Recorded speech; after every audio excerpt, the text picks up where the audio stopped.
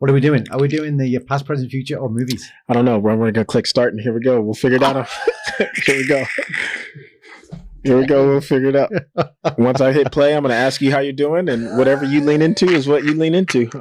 Don't think about it. Don't think about it. Stop. Here we go. Dude. Here we go.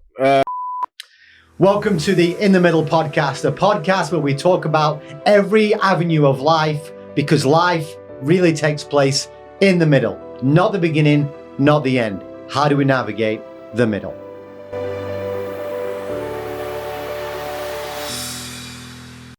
Welcome, everybody, to the next episode of In the Middle. And here we go.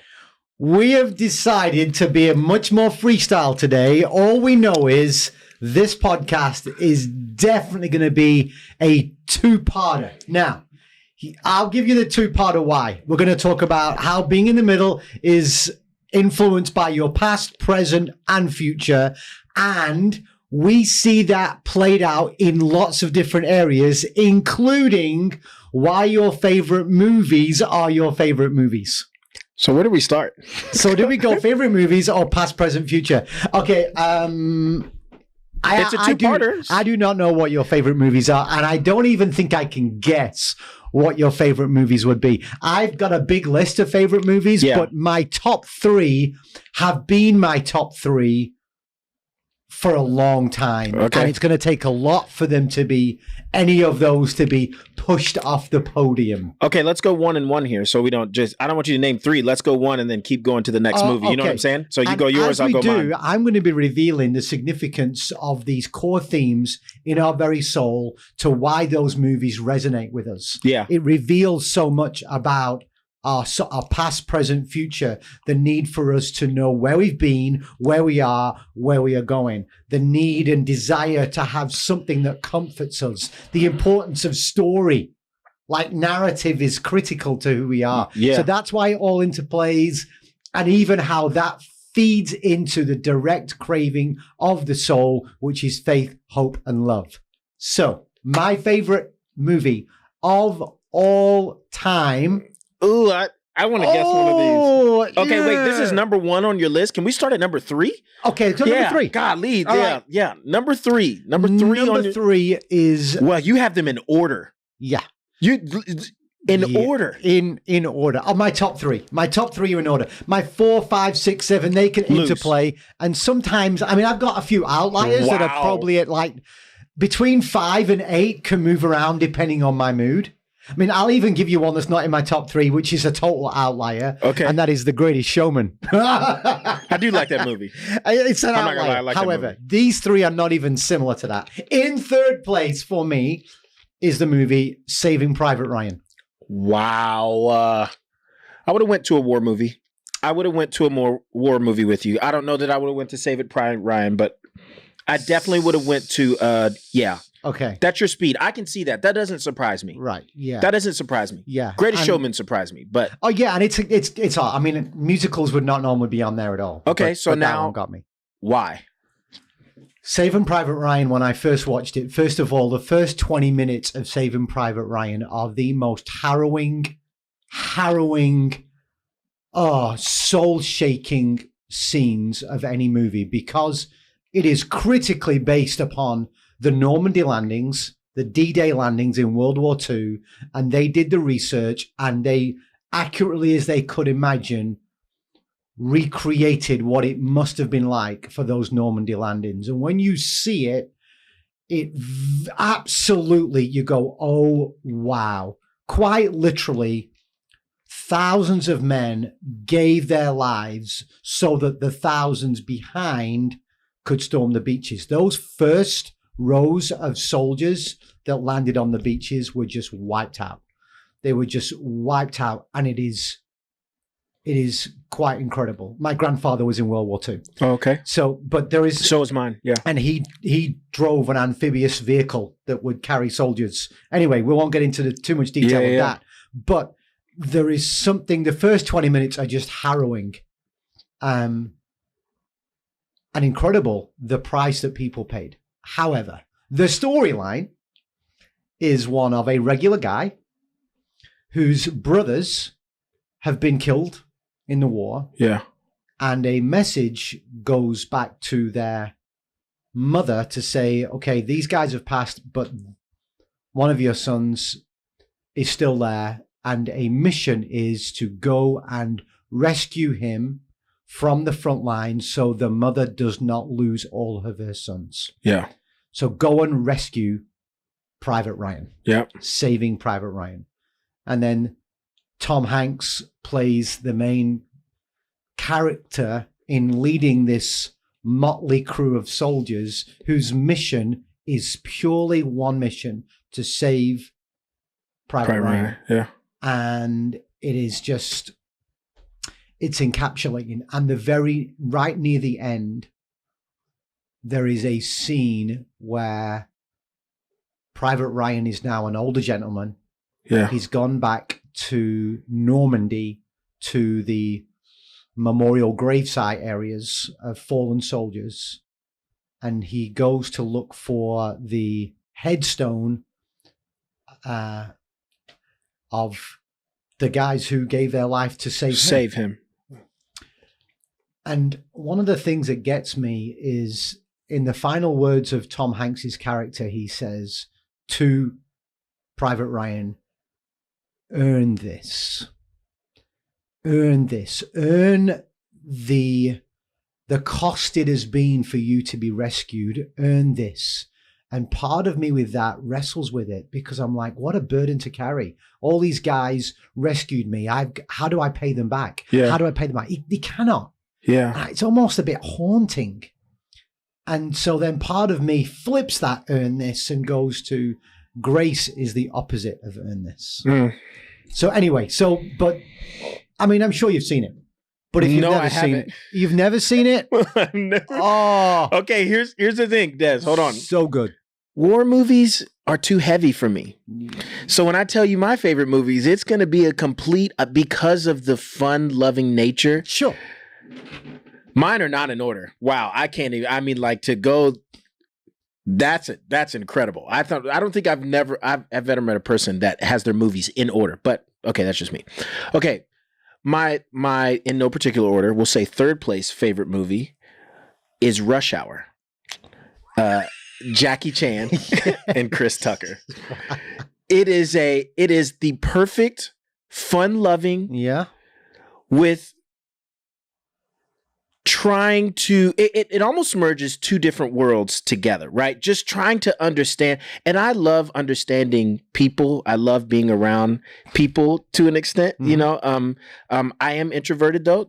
Most people would be surprised by that. I do fill up alone, you know, but I do love being around people. So that movie is not as serious or has any sort of really depth to it at all, right. More than a guy is trying to get bad guys from saving a girl, right? Right. But to me, it is the picture of two worlds coming together. This African American man who's a detective in New York, and this Chinese man who is a detective in China, right? And they're trying to come together and save this one girl, right? They're both good at what they do, but the funniness of it, I love all three of them. I don't even know why, but just the two together, the funniness of it, how they work together, how they go to different cultures and interact. You let me lead, I let you lead. It's kind of like this podcast, you know, and it's kind of like life, you know.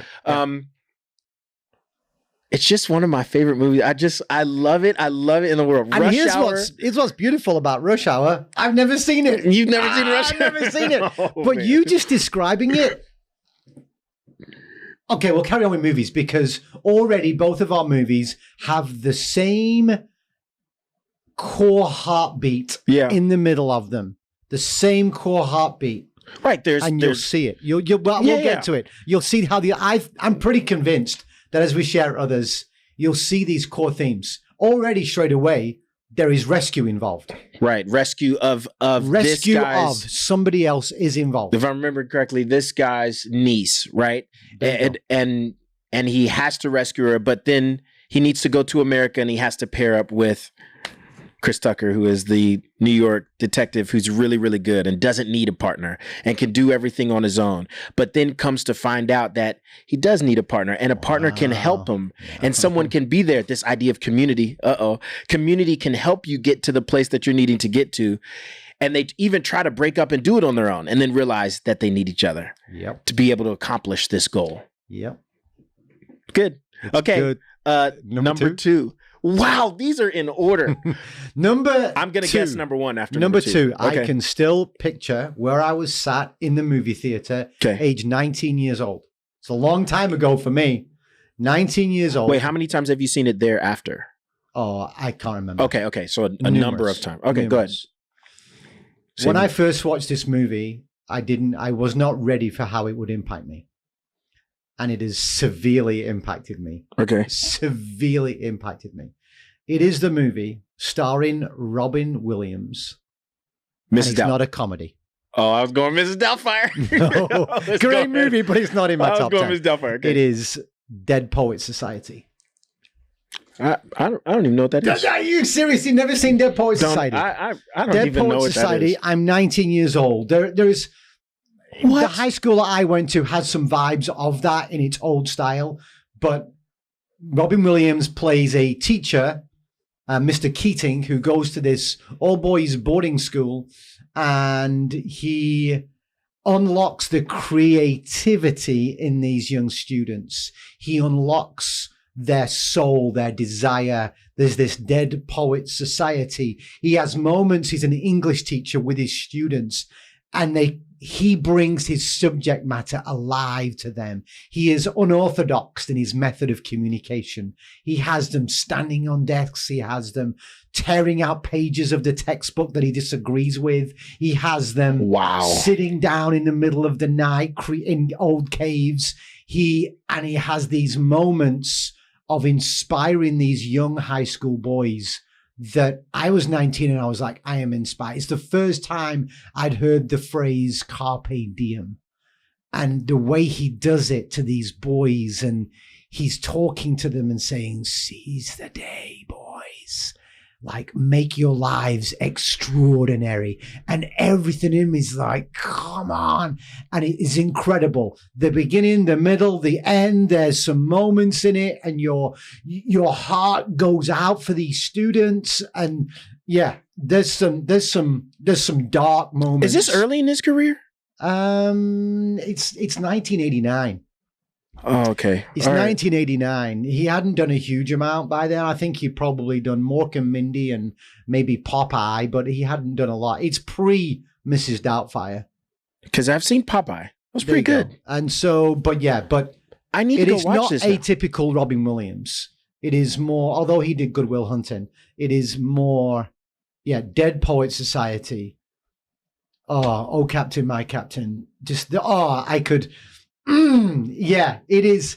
It just impacted me as a young man so much. And every time I watch, and I know what's coming, and I weep, and I know what's coming, and my soul is stirred, and I'm like going, no. You're gonna have to tell me which one of these I haven't seen. So if we get to 3 and I haven't seen it, I'm gonna need to know which one. You gotta pick one. If you've not seen number 1, when we get to number 1, I'm gonna question your human existence. I haven't seen it. I mean, that one makes sense why I haven't seen that one. Sure. Okay. Sure. Saving Private Ryan. One of the I get it. Yeah. One of the most being pushed to the side movies of all time. But there you go. Oh, number 2 for you, Zorin. Number 2. Themes are there again. The themes of, make your life extraordinary. The theme is cool. Number 2 for you. I really would love for you the theme of this, because, this is good guy, bad guy movie, right? There you go. I love Marvel and those type of movies. Right. I really do love those, but it's not a Marvel movie. Okay. But this movie, I care about the bad guy more than I care about the good guy. Okay. I think that the bad guy makes the entire movie. Now, of course, I don't want him to win, but I just think if you were to look at his life from let me tell you what the movie is. Batman, but with Heath Ledger as Joker. Right. I know it. That was incredible to me. Yep. Like Heath, only thing that I could look at is, wow, what if he received love? What if someone took the time to just pour into his life? That's all he wanted. He just wanted to be seen. But he did such and Heath Ledger, I love you, man, and I'm sorry, that happened. Yeah, that's really sad. But man, that acting, it captivates me. It makes me want to be. It's sad, but I want to be a part of Joker's clan. I want to help Joker find love, right? And I want Batman to stop getting all the praise, and I want them to just see that Joker loves Gotham City too, and he wants to be a part of Gotham City too, and he wants to make his imprint, in the city. But just the way he goes about it, I know isn't the best, but just his demeanor, how he longs for Batman to be, again, another thing of Community, of course. I think this podcast is learning that I love Community, but I love that movie. Yep. I can definitely put that in the top 2. Okay. I just don't know if it's 1 or 2. No, sure. But Batman with Joker as Heath Ledger. Yeah. Wow. But the central character is flawed genius. He's just got his brokenness ends up leading him. Yeah. I mean, he's so we can relate. Yeah. We can relate. Even the new Batman, which is 3 hours, and I haven't seen it. The new one. Yeah, a little too slow for me, and it didn't get to the point quick enough. Right. But even that Batman centered from that, they tried to make that Batman almost look like or feel like the Joker, right? His brokenness drove him to be good or be great, right? Sure. But it took a long time to get there. But isn't that what makes the Star Wars genre thing? Anakin Skywalker, we didn't know, but Darth Vader, when they first came out, it was like, here's this personified bad guy, all black, dark Darth Vader, but then we discover the backstory. Yeah. And there's a redemption of it all, that at the end, the backstory takes me out. Skywalker then, and he rescues his dad from the character he's become. There is, in all of these, there is a battle that is raging, be it in the person's being or between good and evil. There is always a battle raging. Yeah. There's always an opposition. There's always a fight, always. And then they capture all of that battle and fight with a sense of unknown adventure. You never know what's around the corner, and it keeps you on the edge of your seat. Yeah. And so there is battle. And even in Dead Poet Society, you don't think, oh, it's a war movie or good, but it's not. But the battle is for these boys' very being and who they are, discovering they are, and there's a battle for that. Yeah. The one who's got no confidence to the one who has his dad's expectations wearing him down. Yeah. There's a battle and there's an adventure, and at some point there is a rescue needed. There's a rescue needed at some point. Yeah. And it doesn't always fold out. But that's super It's funny how every movie has that. They deliver it in a different way. But every movie, because no matter you enter the movie and then you need to know, what is the backstory here? What is the past? Yeah. The past has caused them to be where they are, and the movie then unfolds the future. Yeah.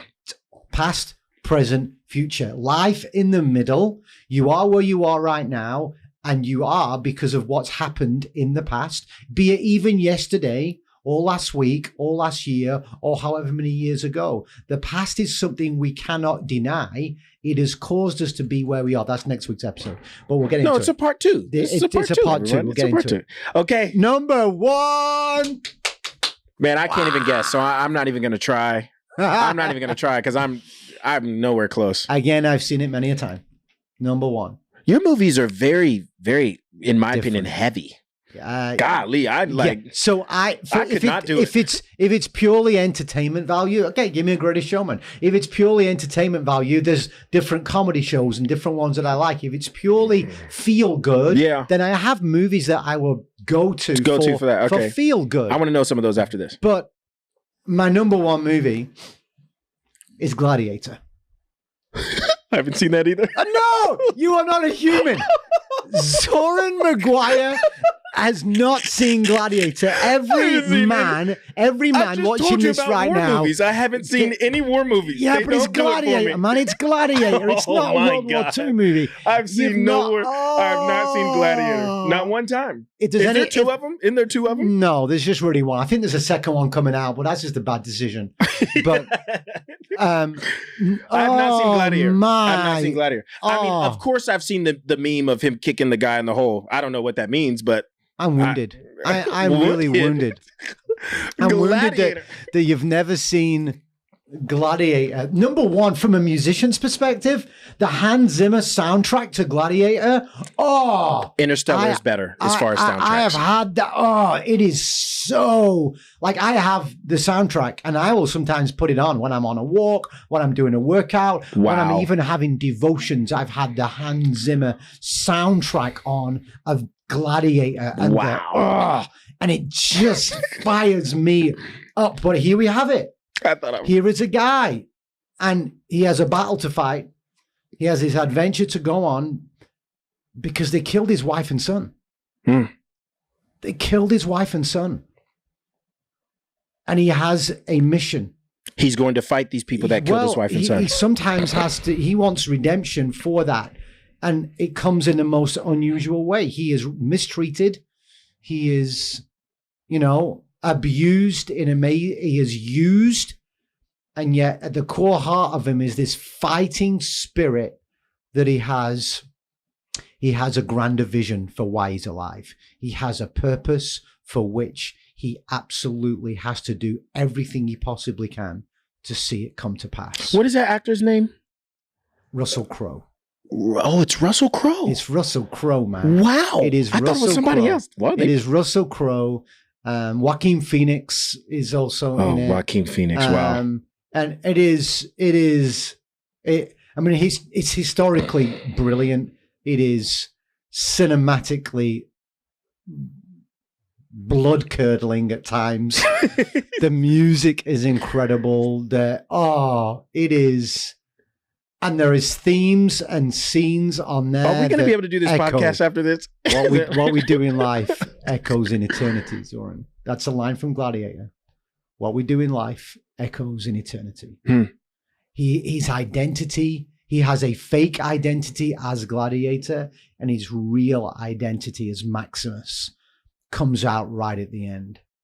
And there's another core thing in there, and yet he can't do it alone. The band of brothers, specifically one brother who comes alongside, the band of brothers is there. And he's the glue that holds them together, really. Quite literally, in a war scene, he's like, oh, man, you've not seen Gladiator? I'm sorry, I don't know what you want me to do. War movies don't do it for me. Now my question is, which one do I see first? I haven't seen any of your top three. Where would you lead me first? Is it really number one? Yeah. It's number one. It's Gladiator. Yeah. It's that order. It's 1, 2, 3. It's number one, Gladiator. And number two, Dead Poets. Saving Private Ryan, I wouldn't say your life is incomplete if you don't see it. Yeah. I wouldn't put it in that category. I think for me, there's a lot of personal connection that I really see and long for. And I think maybe, and as a dad with sons, there's just something there. Yeah. And maybe that's because all three movies are significantly related to father and son things. Actually, I hadn't thought about that. Oh, that may that is, you've got some really... That may be why it gets my soul. It gets my soul. If it's feel good and all of that, it's all, I get it and I can have fun and I love to have a good laugh and all of that. So, interesting. Gladiator. Okay, dude, what's your number one? Because just let me say this real quick. You've not seen any of mine. Let me say this for those of you that spoiler alert. Everybody, some people spoil. Get over it. You can watch the movie still, and we haven't spoiled anything for you. No, we're just giving you the storyline, and you'll still enjoy it. I'm gonna still enjoy Gladiator, even though you've told me the storyline and some of the things in the movie. It's still gonna be great. I never understood spoiler alerts, but okay, that's just me here or there. Yeah. My number one, whatever you want to say, where many people now I'm going to take you on a loop. Where many people would love That Thing You Do. You know that movie? I know of it. Oh, you haven't Never seen that seen thing? it. No. Wow. For someone that loves Who's music, in that? Who's in that? I don't even know what the actors' names are, but you got to know that song. Do that thing. It's kind of like a Beatles, whatever. But anyways, okay, where most people would love that one. Okay. I think for me, that movie, that musician hardship of getting where you need to get, the because it's a story of my life, the relationships that you find on the way there, the glitz and glamour of playing the biggest stage and it not really working to playing the smallest club, and it's everything that you've ever needed there. Purple Rain. Okay. Prince is a musical icon, and that story of his life played by himself, I think, was done so perfectly. It was done so Prince played himself? Prince played himself. Purple Rain? Wow. Purple Rain. Never seen it. Never seen it. Wow. I'm sorry, everybody in Minnesota. I'm so sorry, everyone in Minnesota. Wow. I'm sorry he said that to you. This is why this works. This is definitely a part 2 episode. So different. Yeah. But this is why it's a part 2 episode. I would literally have to watch your movies in broad daylight. I can't watch them at night. I wouldn't go to sleep. There's no way I'm going to sleep over that. But anyways, Purple Rain is such... Man, I think I can say that's number 1. But no, because it's a tie. It's either Purple Rain or Selena. Whew. But anyways, I couldn't put it in my top 3. Selena? Never seen Don't it, do brother. That to me. Never seen it. Don't do that to me. Minnesota, I'm again so sorry. Is this about who? This is about a singer-songwriter. Okay. She basically was kind of the first going from Spanish to American culture. So like switching, like Ricky or J-Lo or Enrique Iglesias, that sort of thing. Yep. She was beautiful mind and soul. She had great songs, and she was the first. It's a song called Thinking of You. I listen to them in my house all the time. I can't even. Okay, anyways, back to Purple Rain. Wow. Purple Rain is such a significance of, and this is what's great for me, short sprints. Mm-mm. It's such a significance of not looking at the final destination, but just being present to where you are and seeing the light at the end of the tunnel. Mm-hmm. All the things that I get, and I'm losing because I'm upset I haven't seen any of your movies, but likewise, all the things that we've talked about in this podcast, that's what Purple Rain means to me. It's like, wow, I can relate that to my life of these constant hardships in relationships, in music, in life, and continuing going. And that stage, when he performs on that stage, it just becomes, and for creatives, we know this, but when you perform on a stage, sometimes it's those hour, 35 minutes, 15 minutes of just relief from everything. Right. You don't have to think about anything. Right. And it helps you with, you talked about that filter of life. Yep. It helps you realign that filter every time you get to go. Mm-hmm. And it's a dichotomy because you're actually pouring your heart out of what you love to someone that may not know you. But at the same time, you're getting off the stage and maybe you're having really hardships in the community of the people you're around. Mm-hmm. So Purple Rain is it for me. And there's, again, that's in all really, of it, really it. And I've not seen the movie, but clearly there would have been struggle, pain, some endurance. Definite endurance. Some even wrestling the creative mind of good enough. Yep. Not good enough. Yep. Brilliant.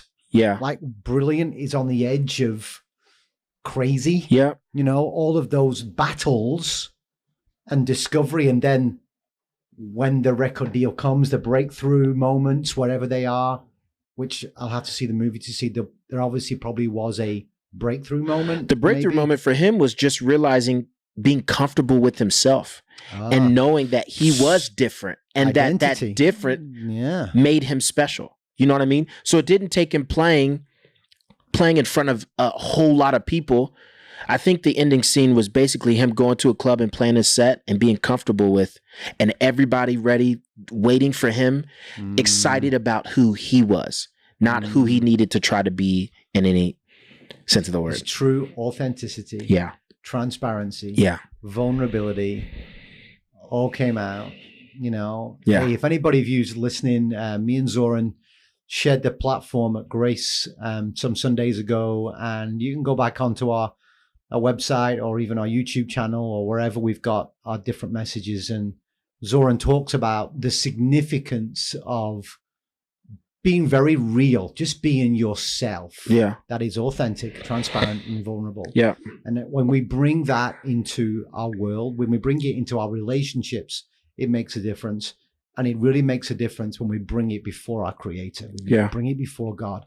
That's what makes worship deeply, deeply connecting in a ton of different ways. So, wow. So, I mean, I've seen the Heath Ledger Batman Joker one. Man, but it's a long time ago. A long time ago. You should watch that again. I guess I'm going to see Gladiator tonight. Gladiator. I mean, we could. I've got some other boys who love Gladiator. We could do a movie night. Oh, I'm down for that. We could do a movie night. Not too late for me anymore. I can't stay awake late. Yeah, just but we could do a mid-afternoon. movie night. Mid-afternoon Gladiator. We could do a movie. But here's my question, because like Des said, this is a two-parter. Yes. So before we kind of wrap this up, let's get to what this other part's going to be next week. Yeah. How are we connecting? Yeah. We just had a fun episode. This is great. We talked about movies, but can you just kind of take us where we're going next week now with all these movies? I think the key here is you can't just isolate all of what's going on in your life. It's really a reflection of who you are and how your soul is at that moment. Yeah. So I'll say it again. Where you are right now in life, in the middle, is as a result of your past. Where you are now is your present, and how you are moving or posturing is going to influence your future. Past, present, future. That relates to where I was, where I am going. It's a bit like a house, where I used to live, where I currently live, and where I want to move to.